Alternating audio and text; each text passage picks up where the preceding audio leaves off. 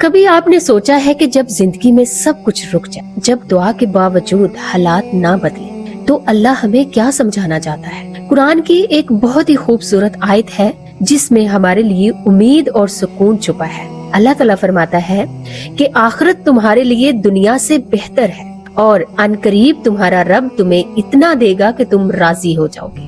یہ آیات نبی کریم صلی اللہ علیہ وآلہ وسلم پر اس وقت نازل ہوئی جب کچھ وقت تک وحی کا سلسلہ رک گیا تھا اور آپ بہت زیادہ پریشان تھے، لیکن اللہ نے آپ کو یہ سمجھایا کہ اے میرے محبوب، ابھی وقت تھوڑا سا رکا ہے، لیکن میں تمہیں وہ دینے والا ہوں جو تمہیں مکمل طور پر راضی کر دے گا۔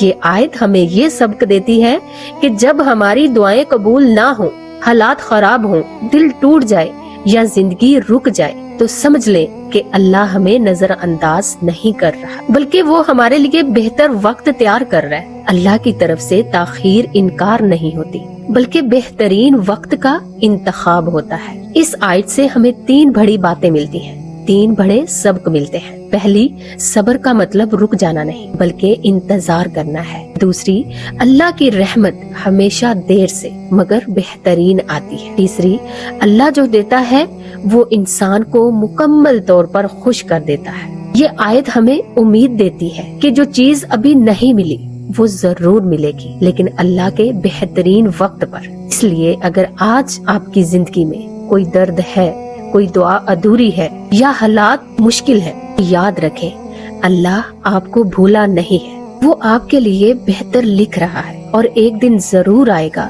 جب آپ کہیں گے یا اللہ تو نے واقعی میرے لیے بہترین فیصلہ کیا تھا۔